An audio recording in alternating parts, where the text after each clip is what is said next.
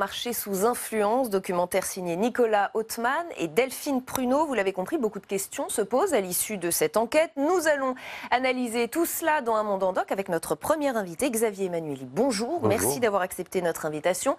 Vous êtes président fondateur du SAMU Social International. Vous avez été secrétaire d'État chargé de l'action humanitaire d'urgence et vous êtes l'auteur de ce livre « Accueillons les migrants » aux éditions L'Archipel. C'est un documentaire qui met en lumière l'irruption du privé, du business dans l'humanitaire. Est-ce que vous trouvez qu'il y a quelque chose d'immoral ou est-ce que vous nous dites, après tout, il faut être pragmatique? Écoutez, la morale en politique, vous savez, c'est pas comme ça que ça se pose. Il y a la réelle politique. Quel est le phénomène? Un phénomène sans précédent. À l'échelon mondial, les gens se mettent en route pour des tas de raisons. Hein.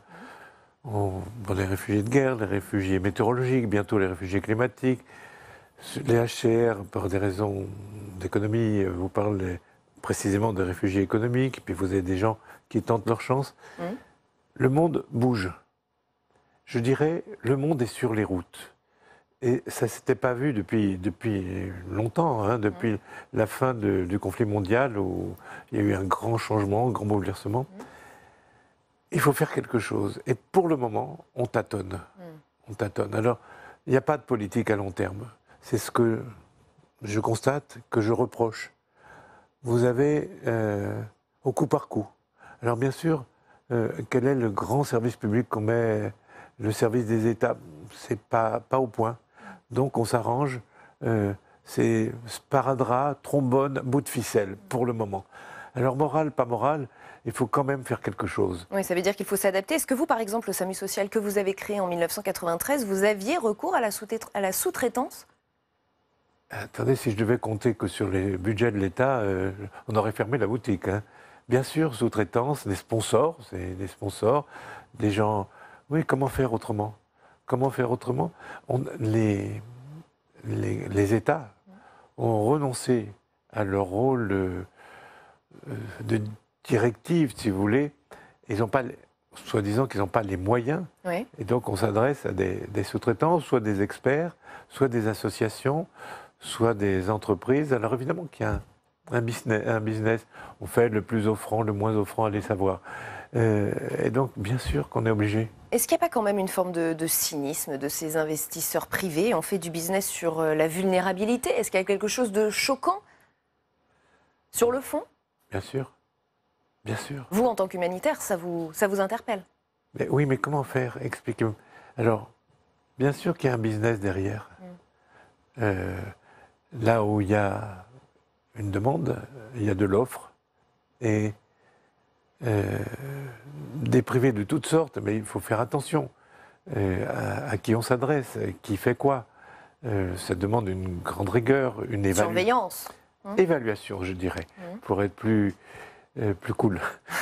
On s'aperçoit que les camps de réfugiés sont devenus des mondes parallèles, effectivement. Les réfugiés ont finalement perdu le contrôle de leur vie. On voit l'exemple du camp de Dadaab au Kenya, qui est assez troublant. C'est le camp le plus grand du monde. Et on voit des réfugiés pas libres, sans avenir, sans nationalité, sans droit. Est-ce que vous diriez que ce sont des oubliés de notre monde? Je pourrais vous parler des camps palestiniens, qui depuis 1949, où pour des raisons figés, pour éviter des conflits, on les met là, sans avenir. Quel est l'avenir d'un réfugié? Soit retourner chez lui, d'accord, d'ailleurs on s'arrange pour les envoyer, soit les intégrer au pays où ils sont, soit les envoyer au diable dans un pays étranger, soit mourir. Et en attendant, ils sont là. Ils sont là, ils sont vivants, mais est-ce que c'est des sujets? Donc, je crois que le nouvel état du monde fait que des réfugiés, il y en aura partout, tout le temps. Regardez l'Afrique. Vous parlez de cet immense camp. Mais moi, je peux vous dire, par exemple, réfugiés et déplacés. Voulez-vous que je vous prenne l'exemple de la Colombie, où les gens ont fui les conflits, sont venus autour des grandes villes, Bogota, Cali, ils ne repartiront plus. Ils ne repartiront plus. Alors, c'est des millions de gens déracinés, avec des problèmes de vie. Donc il faut bien s'habituer à cette notion que c'est un troisième secteur, si vous voulez, sociologique. Des réfugiés, il y en a et il va y en avoir. Pourquoi? Parce que le nouvel état du monde fait que les gens vont bouger. Donc vous demandez aux États de les prendre en charge définitivement, de les intégrer à leur société Je ne demande pas aux États, je demande au continent. Parce que les États, qu'est-ce qu'ils feraient tout seuls? Est-ce que la France peut faire face toute seule? Mais il faut qu'elle fasse son devoir, c'est vrai. Mais le problème est tellement grand que c'est au niveau de l'Europe, au niveau du continent. Et donc on ferme, on met des barbelés, des murs. Ça ne sert à rien. Parce qu'à long terme, le problème est tel qu'il faut trouver des solutions à l'échelon continental. Vous dites que ça ne sert à rien, mais c'est vrai qu'il y a un devoir d'explication auprès de ces opinions dont on voit qu'elles ne sont pas prêtes du tout, et ça se manifeste dans les urnes. Les opinions ne sont pas prêtes, mais les gens sont prêts. Pardon de dire ça. Les gens à l'unité... Quelle est la nuance? Expliquez-nous. À l'unité, on a de la compassion pour des gens qui sont sur les routes avec des enfants. Et on a envie de faire quelque chose. Et c'est ça le paradoxe. C'est que quand on rencontre ces gens sur les routes, dans le malheur, on fait quelque chose. On a envie de les aider. Par contre, au niveau politique, au niveau sociétal, on dit mais qu'est-ce que c'est que ces corps étrangers qui vont nous bouleverser, qui vont apporter d'autres cultures Et donc, les politiques devront tenir compte de ces deux aspects, à la fois l'accueil, la générosité. Vous savez, les gens ne sont pas devenus d'un seul coup des... égoïstes. Non. Il y a toujours, Dieu merci, une compassion. Mais les sociétés organisées, avec des politiques, essayent de mettre avouer que c'est un paradoxe, mais il faut compter sur les gens à l'unité. Et c'est ça que l'humanitaire m'a appris. Toutes les religions, quelles qu'elles soient, disent c'est à l'échelon de un que ça se passe. L'homme nouveau, il vient de son intérieur. C'est personnel. C'est comment je me comporte avec autrui, l'autre. Merci beaucoup Xavier Emmanuelli d'avoir été notre invité dans Un monde en doc. Je rappelle le titre de votre livre, Accueillons les migrants aux éditions L'Archipel. On va poursuivre cette discussion avec nos autres invités. Place au débat dans Un monde en doc. Je vous rappelle que vous pouvez réagir sur Twitter avec le hashtag UMED, réfugiés, un marché sous influence. C'est le documentaire que nous venons de voir ensemble. Rappelons d'abord quelques chiffres. 25,4 millions, c'est le nombre de réfugiés dans le monde en 2018 selon le HCR, le Haut Commissariat des Nations Unies pour les réfugiés, et 102 800, c'est le nombre de réfugiés réinstallés cette année, c'est-à-dire une goutte d'eau. Avec nous pour en discuter dans Un monde en doc, Christian Cambon, bonjour. Bonjour. Sénateur LR du Val-de-Marne, président de la Commission des Affaires étrangères, de la Défense et des Forces armées du Sénat. Frédéric Ancel, géopolitologue, spécialiste du Moyen-Orient. Vous publiez ce livre, Mon dictionnaire géopolitique. Ralph Grunert, bonjour à vous également, haut représentant du HCR en France, et Michel Agier, donc anthropologue, auteur de L'étranger qui vient, repenser l'hospitalité. Et vous avez coordonné l'ouvrage collectif La jungle de Calais. Merci à tous les quatre. Ce que montre ce documentaire, c'est l'éruption du monde de l'entreprise dans la vie quotidienne de ces camps. On fait des affaires sur la vulnérabilité des populations. C'est un peu comme ça qu'on peut dire les choses. Quel est votre regard, Christian Cambon?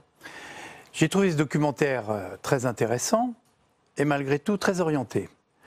D'abord, j'ai trouvé que sur ce sujet, ce documentaire ne s'inscrit pas dans une perspective historique. On a l'air d'oublier comment les réfugiés étaient accueillis il y a 30 ou 40 ans, les camps de toile, les gens qui se battaient au cul des camions pour essayer de recevoir quelques rations. Là, on a des images très différentes. Et si bien évidemment, on a raison de montrer les dysfonctionnements, les pratiques qui peuvent être condamnables, je crois que globalement, la situation qui est présentée dans un certain nombre de camps, pas tous, celui du Kenya notamment, etc., présente des observations particulières. Mais je trouve que ce documentaire est assez orienté, et notamment le fait de vilipender le recours au secteur privé me semble assez critiquable, car comme l'a dit du reste le docteur Emmanuelli il y a quelques instants, je ne vois pas comment le HCR pourrait faire autrement que d'avoir recours à ces sociétés privées qui, par leur efficacité, leur innovation, leur mobilisation, présentent plus d'avantages que si on avait recours à des bénévoles. Est-ce qu'on aurait les bénévoles nécessaires? Est-ce que ce sont les casques bleus que l'on veut mettre pour assurer la sécurité avec les dérèglements qui ont fait l'actualité il y a quelque temps?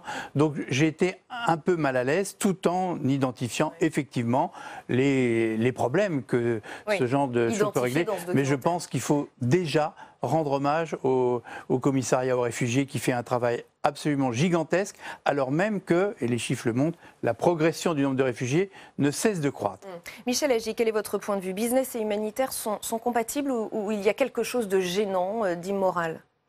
On peut considérer, je suis assez d'accord en partie sur ce qui vient d'être dit, c'est-à-dire qu'on est à une dimension maintenant de ce phénomène qui fait qu'il faut, je pense, le repenser entièrement, y compris sous ses aspects économiques. Et donc être pragmatique. Être pragmatique, politique, moral.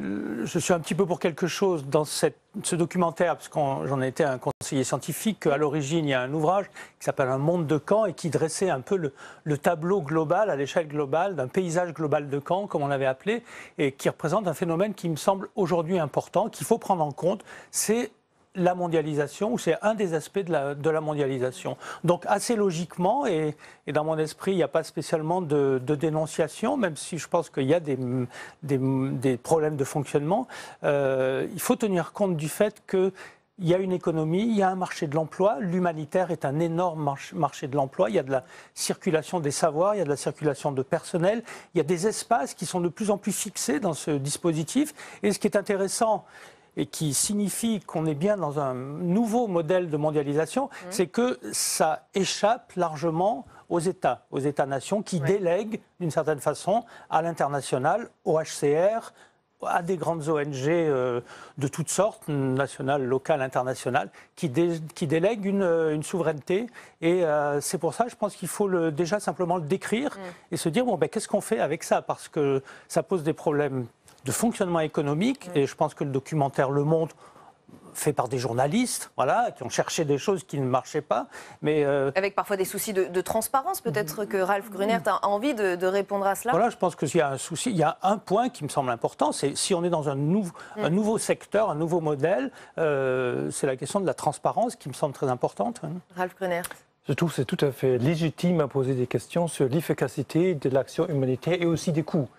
Mais la prémisse que l'implication du secteur privé est une sous-traitance, je ne partage pas cette opinion parce que le secteur privé peut être un partenaire, et nous avons vu ça dans le film aussi, c'est un partenaire qui amène aussi des connaissances. D'ailleurs, comme le secteur privé ou la société civile de plus en plus est vue par nous aussi comme un partenaire. Donc on peut faire de l'argent, selon vous, sur l'humanitaire? Ça veut dire qu'il ne faut pas oublier que le secteur privé, il y a beaucoup d'entreprises qui s'impliquent aussi, très souvent pro bono, il ne faut pas oublier ça non plus, qui amènent certaines connaissances, mais bien sûr, l'action humanitaire, HCR et des autres agences ont aussi une responsabilité à organiser une réponse qui est efficace. Et nous avons bien aussi l'obligation à trouver des réponses qui sont compétitives. Avec une gestion parfois opaque, comme cette entreprise qui est spécialisée dans la biométrie et dont les comptes sont a priori dans des paradis fiscaux, on sent bien que tout n'est pas net et qu'on laisse faire. Ralf Grunert. Ça veut dire que l'HCR n'a pas nécessairement responsable pour organiser ou vérifier où des entreprises paient leurs taxes. Ça veut dire là, il y a des États qui sont responsables. Ce n'est pas son rôle d'être regardant. C'est pas son rôle. Mais bien sûr, nous avons aussi une responsabilité éthique, notamment en ce qui concerne l'action humanitaire. Oui. Ça veut dire là, bien sûr, nous avons aussi des audits, des inspections, comme mes collègues dans le film ont expliqué. Et on fait ça, l'HCR fait ça, et aussi des autres agences comme les PAM font ça. Frédéric Ancel, quel a été votre regard sur cette technique de la biométrie qui est utilisée justement dans les camps et présentée comme une protection pour les réfugiés? Est-ce que finalement, ce n'est pas surtout une protection pour les États? Je pense que c'est une protection pour tout le monde. En tout cas, c'est perçu comme tel. Alors les États se font fort de considérer qu'ils doivent être protégés, effectivement, quitte d'ailleurs à accueillir un certain nombre de réfugiés. Donc effectivement, ils vont utiliser des techniques comme la biométrie, il y en a d'autres, qui, à leurs yeux, sont de nature sécuritaire. Pour les réfugiés, je dirais que c'est un petit peu moins clair. Mais fondamentalement, le réfugié, lorsque il s'inscrit dans ce statut, il vit un stress extrêmement grave. Parfois, il est à la limite de la survie et par conséquent, c'est pas la première question qui va se poser sur ces réfugiés. Maintenant, quant au souci du business, en quelque sorte, au fond, c'est un souci très français, parce qu'en France, on a un prisme valorisant du service public, une espèce de vénération, c'est une posture extrêmement légitime et tout à fait sympathique, mais en même temps, il faudrait donc considérer historique pour ce qui concerne la France, mais il faudrait donc considérer qu'on n'aurait pas recours à des entreprises privées pour fournir, pour vendre, pour fabriquer, par exemple, ces millions de toiles de tente, ces constructions en dur, finalement, parfois, d'apporter ces matériels dont le HCR et dont les États, parfois, ont eux-mêmes besoin. Imaginez qu'un jour se crée en France, à Dieu ne plaise, un gigantesque camp de réfugiés. Vous croyez que c'est l'Élysée, l'État français, qui va commencer à tricoter les toiles de tente. Donc, bien évidemment, on va faire appel au privé. Mais bien sûr, oui, mais dans tous les cas de figure, il faudra bien en passer par des entreprises privées. Donc, je dirais qu'il ne faut jamais jeter le bébé avec l'eau du bain et qu'au fond, on a là, de plus en plus, recours à une interconnexion entre le public et le privé. Je trouve ça plutôt positif. Christian Cambon, on sait aujourd'hui que certains terroristes du 13 novembre 2015 étaient passés, avaient transité par des camps de réfugiés. Les États ont raison, selon vous, de surveiller ces réfugiés parce que la biométrie est une forme de surveillance ? Le fait, effectivement, d'utiliser cette technologie qui est somme toute assez légère pour les réfugiés. Enfin, quand je vois les contraintes que l'on nous met à nous pour établir une carte d'identité ou un passeport, bon, là, on est dans des formules qui sont plus adaptées, me semble-t-il, à la situation. Que les États aient besoin de savoir ce qui se passe dans les camps de réfugiés, bon, ça me semble tout à fait évident. Enfin, vous prenez un pays comme le Kenya qui est déjà confronté à de multiples difficultés. Ils ont un camp absolument gigantesque. Ils dépensent 115 millions de dollars sur leur budget pour essayer de venir en aide à ces gens. Bon, la moindre des choses est de savoir, compte tenu des contraintes de sécurité que connaît ce pays, qu'est-ce qui s'y passe.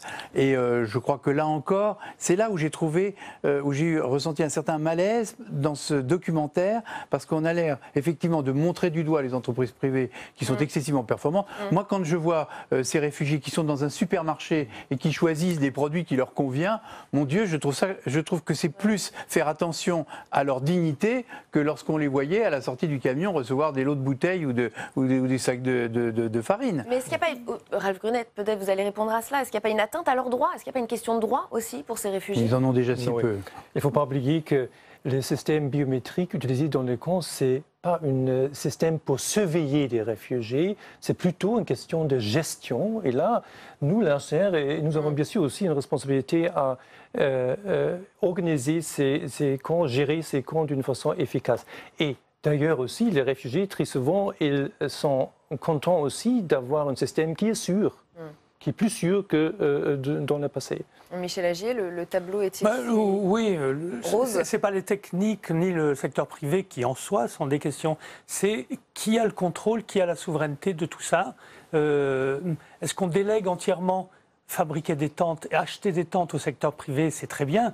Mais par exemple, le projet d'IKEA qui a financer, donner de l'argent au HCR, qui était un petit peu en gros pour s'intégrer dans le marché possible, et qui va ensuite fabriquer un certain nombre de shelters, d'abris, pourra aussi dire, et c'est là où je pense qu'il y a des éléments de contrôle qui sont importants, pourra aussi dire, ben là c'est moins intéressant que là. Si vous voulez. Là, on va le faire et là, on ne va pas le faire parce qu'on ne va pas avoir un retour sur investissement. Et quand on délègue au secteur privé quelque chose, ça veut dire qu'on fait du réfugié un client. Moi, je compare un petit peu avec le travail social, si vous voulez. On est dans un secteur, un marché, un secteur politique et un secteur économique qui serait à l'échelle mondiale ce que peut être le travail social et la question politique, évidemment, des réfugiés. Est-ce qu'on va déléguer au secteur privé qui va décider, ben là, il y a un retour d'investissement à s'occuper de ces personnes-là. Et puis, ceux qui sont au Kenya, les 400 000 au Kenya, ben, ce n'est pas très intéressant, on va faire moins. Et vous voyez très bien, vous avez soumis à la loi du marché, des enjeux politiques. Vous avez des enjeux politiques et des enjeux économiques qui font que lorsque vous comparez le camp de Dadaab au Kenya et certains camps en Turquie, vous avez ce que certains appellent d'un côté la Rolls-Royce des camps et de l'autre le minimum vital, où on voit que des gens sont à la limite de la survie depuis 25 ou 30 ans. Donc, si vous voulez, ce traitement différencié qui repose beaucoup sur le désir d'investissement, notamment politique ou économique, fait que on crée dans ce secteur-là les effets de marché, si vous voulez, qui me semble discutable, parce qu'on serait plutôt dans quelque chose qui devrait relever ou qui relève du travail social à l'échelle mondiale, ou ce que pourrait être une certaine conception de l'humanitaire. Frédéric Ancel, j'aimerais qu'on en revienne à cette question du droit des réfugiés. Quel est le droit qui prévaut? Quels sont leurs droits? Sont-ils dépourvus de leurs droits? Ils ont des droits très très importants si on se réfère aux textes internationaux et notamment les textes de 1948 alors qui comptent plusieurs chapitres, qui comprennent plusieurs chapitres très importants sur les réfugiés. C'est la Déclaration des droits de l'homme. Les réfugiés ont un statut extrêmement clair et d'ailleurs il y a une responsabilisation des États, parce qu'en 1945 la quasi-totalité, sinon la totalité des acteurs reconnus dans les relations internationales étaient des États. Aujourd'hui c'est un peu moins vrai, même si d'ailleurs il reste prépondérant, me semble-t-il. Donc, ils ont d'abord le droit, bien évidemment, de disposer de leur corps, ce qui est déjà très fondamental, de disposer des moyens, non seulement de la survie, mais de sortir d'un statut. Tout à l'heure, j'évoquais le stress extrêmement fort, pas le stress au sens psychologique du terme, pas seulement en tout cas, mais de pouvoir regagner une forme de dignité et surtout d'être soit accueilli de manière d'ailleurs définitive, soit pouvoir revenir chez eux. Mais là, on voit bien que c'est très théorique parce que lorsque vous êtes réfugié, sauf parfois lorsque vous êtes réfugié de nature entre guillemets exclusivement climatique. Mais lorsque vous êtes réfugié pour l'essentiel, on l'a bien vu en Afrique dans les années 90 notamment et jusqu'à aujourd'hui, on le voit bien en Syrie, Dadaab, en Turquie, revenir chez soi, mais c'est purement théorique. Regardez les Rohingyas aujourd'hui, ils ne peuvent évidemment pas revenir chez eux sous peine d'une mort assurée et immédiate. Autrement dit, la question fondamentalement revient aux politiques. La question elle est politique. Même lorsque vous avez des réfugiés de nature climatique, l'homme bouge depuis la nuit des temps, avant qu'il soit humain. Les Cro-Magnons bougeaient beaucoup, semble-t-il. Le problème est de savoir si, lorsque vous fuyez une calamité qu'on va appeler naturelle, est-ce que vous allez être accueillis, oui ou non, et dans quelles conditions dans les États voisins. Ralph Grunert, les camps, c'est la seule solution. Il n'y a pas d'alternative à ces camps de réfugiés? En fait, il y a de plus en plus des alternatives. Et l'ACR ne favorise pas du tout les camps. Ça veut dire que c'est un malentendu.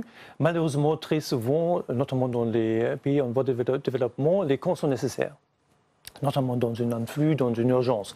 Mais de plus en plus, on favorise un autre modèle, un modèle qui est inscrit aussi dans le pacte global, qui, on espère, prochainement sera adopté par l'Assemblée générale des Nations unies. Et là, il y a une carte d'action qui est déjà appliquée dans plusieurs pays où les réfugiés ont l'accès aux communautés dans ce pays d'accueil. Ça veut dire qu'ils ne sont pas dans les camps, ils sont intégrés dans la communauté, dans les communautés. Mais bien sûr, ces pays, souvent en voie de développement, n'ont pas les moyens. Et c'est pourquoi ces cadres d'action, ce pacte global prévoit aussi une assistance des pays développés à ces pays qui reçoivent ces réfugiés dans des meilleures conditions. Si possible, l'HCR veut éviter les camps, parce que nous connaissons très bien les lacunes de ces camps. Et les dysfonctionnements. Christian, comment vous voyez cette alternative, les intégrer au sein même des populations? Comment vous voyez cela? Écoutez, je crois qu'il faut quand même qu'on soit réaliste dans cette affaire. Parce qu'on parle de l'organisation matérielle de ces camps, mais est-ce que l'on s'intéresse à ce qui se passe actuellement en Libye, où là, ce n'est pas le HCR qui dirige, et où ce sont des marchés aux esclaves, ce sont des violences sexuelles, on s'en prend aux enfants, ce sont des contraintes permanentes. Est-ce que l'on parle de ce qui se passe à Tindouf, où le Polisario a créé des tribunaux militaires pour s'occuper des problèmes? Donc, si vous voulez, il y a une telle disproportion entre ce qui est fait, encore une fois, de manière extraordinairement positive par le Haut-Commissariat et la vraie réalité.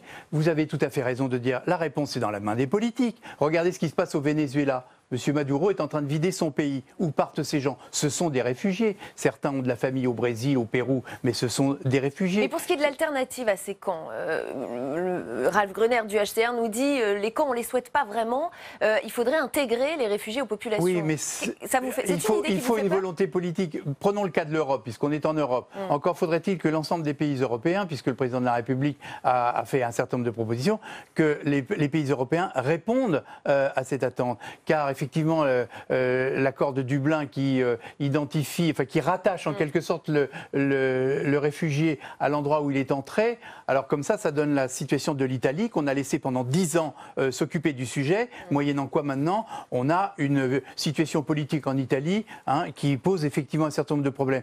Parce qu'effectivement, vouloir intégrer l'ensemble de ces réfugiés aux populations, c'est bien dans l'absolu, dans un monde idéal. Ce n'est pas la réalité des choses.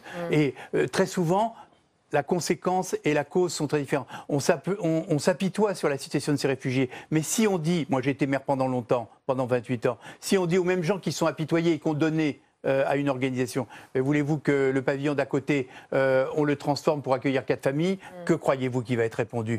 Parce qu'il y a une réalité à laquelle il faut faire face, et c'est pour ça qu'il y a des camps, et que malheureusement, ces camps sont de plus en plus nombreux et de plus en plus problématiques, à cause justement de cette opinion.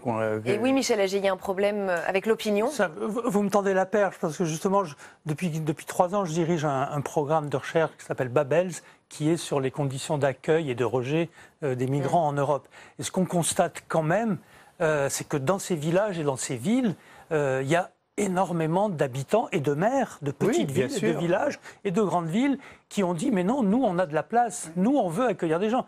Il y a plus d'1 millier d'associations et de collectifs qui se sont créés, alors que les États, et je pense que c'est là que se joue aussi la différence, les États-nations ont dit « nous… ça nous fait peur, les étrangers, on n'en veut pas.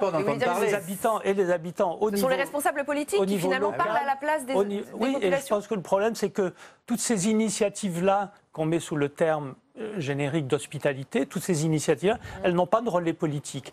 Les autres, l'hostilité a beaucoup de relais politiques, mais les pratiques d'hospitalité n'en ont pas. Donc il y a un décalage entre ce qui se passe dans les sociétés en Europe, en général, en Allemagne, énormément, en Espagne, en Italie et en France, et les discours qu'on retrouve au niveau politique. Je pense que là, il y a quelque chose, et pour revenir là-dessus, je pense que ça a été abordé, je pense qu'il y a aussi le niveau mondial, le niveau global. C'est un problème global, donc effectivement, il est important qu'on arrive aussi à ce niveau-là. Et puis, un peu comme pour le climat, les États-nations arriveront en dernier. Et c'est, d'une certaine façon, cette question-là de l'accueil, de l'hospitalité, on peut lui donner une forme politique ou juridique qui, finalement, pourra s'imposer aux États. Et ça, je ne crois pas que ça viendra des États-nations. Alors, les camps de réfugiés, c'était censé être du provisoire, sauf que du provisoire, on est passé au durable, voire au définitif. Le cas le plus emblématique des camps de réfugiés qui durent, c'est celui des Palestiniens. Certains datent de 1948, date de la création de l'État d'Israël et de la guerre israélo-arabe qui a suivi. Ils ont été installés au Liban, en Jordanie, dans la bande de Gaza, en Cisjordanie. Je vous propose de regarder ce document INA qui date de 1967. On en parle juste après.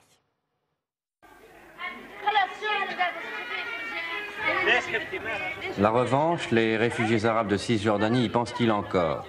On leur avait promis qu'ils rentreraient chez eux après l'écrasement d'Israël. Or, Israël a gagné. Ses soldats ont conquis toute la zone occidentale du Jourdain qui appartenait au roi Hussein avant la défaite. Chassés par la guerre, les réfugiés ont quitté leur village ou leur camp. Plus de 100 000 ont fui vers Amman. Pour d'autres, l'exode s'est arrêté ici, à Naplouse, ville principale de la province jordanienne occupée par l'armée israélienne. 25 000 d'entre eux ont été hébergés tant bien que mal dans tous les bâtiments disponibles.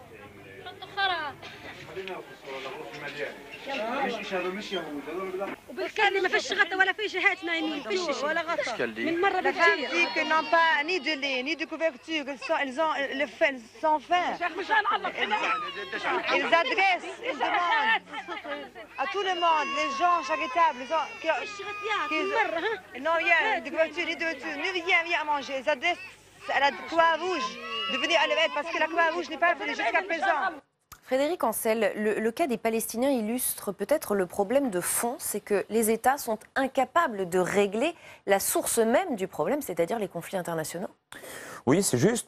Quand vous dites les conflits internationaux, au fond, ce sont les conflits des États eux-mêmes. Hein. Et lorsqu'on évoque l'ONU, on ne se souvient pas suffisamment que ce n'est qu'un forum des rapports de force entre différents États, 5 principaux d'ailleurs, hein, et puis les autres qui suivent. Bon. Donc bien sûr, ça c'est un vrai problème. D'ailleurs, les Palestiniens ont été globalement accueillis de manière extraordinairement différente selon les États arabes qui se trouvaient autour d'Israël. La Jordanie, par exemple, dont il a été fait mention, avec Hussein de Jordanie à l'époque, Abdallah aujourd'hui au pouvoir, ont globalement bien, voire même très bien accueilli les Palestiniens. Il n'y a plus de camps de réfugiés palestiniens en Jordanie. Il en restait en dur, donc c'est devenu des faubourgs, finalement, des villes déjà existantes. Regardez ce qui s'est passé en Syrie. On a parlé pendant la guerre civile de Syrie du camp de réfugiés palestiniens de Yarmouk. Bon. Mais en fait, Yarmouk est un faubourg de Damas, avec pratiquement plus de distinction, en tout cas architecturale, ça c'est sûr, entre ce faubourg et d'autres. En revanche, au Liban, ça a été plus difficile. Aujourd'hui encore au Liban, plusieurs dizaines de métiers sont interdits aux gens d'origine palestinienne et il reste de vrais camps de réfugiés palestiniens. Alors en dur, bien sûr, depuis longtemps, n'empêche que ça reste des camps de réfugiés. Donc oui, on a là quelque chose de très particulier, avec aussi une spécificité palestinienne. Les Palestiniens sont parmi les réfugiés depuis la Seconde Guerre mondiale, disons toutes les vagues de réfugiés, ceux qui ont obtenu de la communauté internationale, par habitant, par réfugié, par Palestinien, l'aide la plus importante. De loin la plus importante. Et au fond, c'était un deal quelque part, un accord entre l'ONU, Israël et les États arabes. Autrement dit, on gelait en quelque sorte la nécessité, l'urgence politique de trouver un accord, en échange de quoi on constituait des camps de réfugiés qui étaient, je vais pas les qualifier de nantis, mais enfin, c'est pas des camps de réfugiés qu'on a vus encore dans les années 80. Mais ce qui a fini par faire tiquer Donald Trump, puisque vous avez vu l'information récente, c'est qu'il a décidé d'annuler une aide de 200 millions de dollars aux réfugiés palestiniens. Ralph Grunert, comment vous réagissez à cette décision du président américain ? J'espère qu'on peut trouver l'argent pour continuer de financer UNRWA, qui est cette agence qui s'occupe des réfugiés palestiniens. Mais vous l'entendez, cet argument de Donald Trump de dire, après tout, ça entretient aussi les réfugiés dans une situation qu'on finit par rendre durable, voire définitive, alors qu'elle n'est pas censée être définitive ? Je pense aussi on peut faire ces liens entre ce financement et la durabilité. La durabilité, c'est quand c'est un problème. Ces films montrent un peu les problèmes des camps. C'est vrai, très souvent, ils sont invisibles ou ils sont vus comme une charge. Et c'est pourquoi une nouvelle approche où les réfugiés sont intégrés dans les communautés, dans ce cas-là, on peut créer des situations gagnant-gagnant. Dans ce cas-là, on peut aussi éviter des peurs qui, très souvent, on peut observer dans les pays. Quelquefois, on peut les comprendre. C'est normal s'il y a un influx. Mais il faut, encore une fois, créer une situation gagnant-gagnant. Et dans ce cas-là, on peut éviter ces réactions dans des pays. Pardon, oui, juste un point de droit international. En principe, est réfugié celui qui subit les faits, ainsi que ses enfants vivants au moment des faits.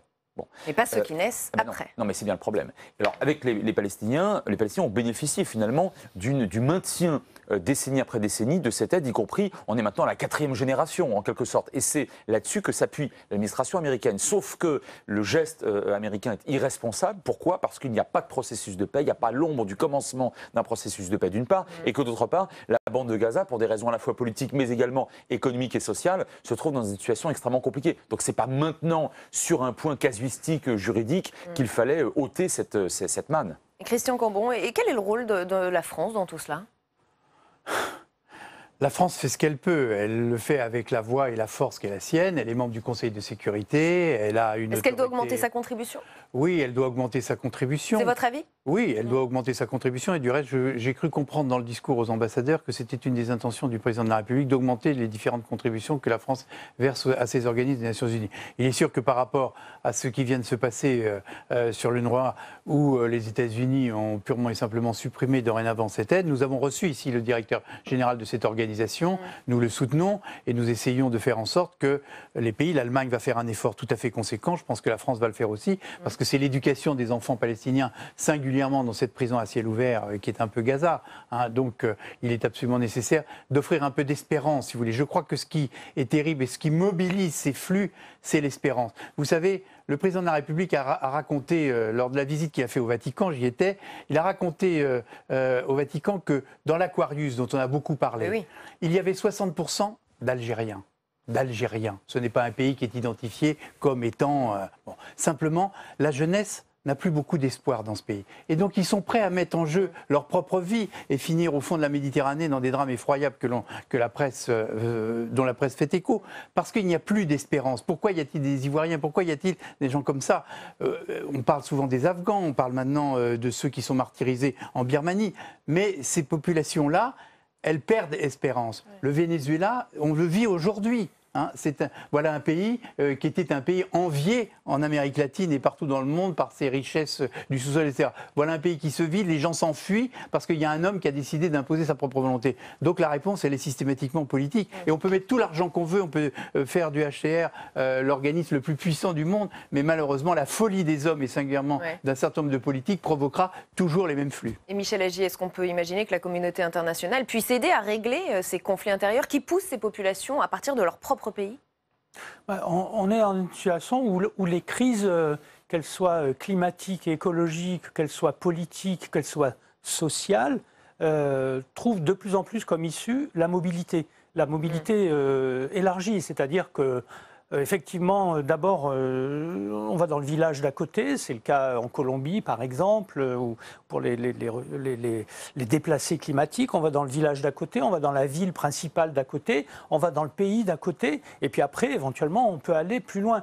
Et il se trouve qu'aujourd'hui, tout le monde bouge dans le monde. Il y a les touristes d'un côté, il y a, comme disait le grand sociologue Zygmunt Bauman, il y a les touristes d'un côté et les vagabonds de l'autre. Et dans les vagabonds, il y a tous ces gens dont on ne veut pas trop. Je pense que la question qui se pose là, c'est de trouver d'imaginer des politiques et des formes juridiques aussi, je pense, qui feront que cette mobilité générale, elle soit légale pour tout le monde. Elle ne peut pas être légale pour nous et illégale pour d'autres. Et on va s'arrêter là. Merci à tous les quatre d'avoir participé à ce débat dans Un monde en doc. Je vais vous présenter quelques livres pour approfondir sur le sujet.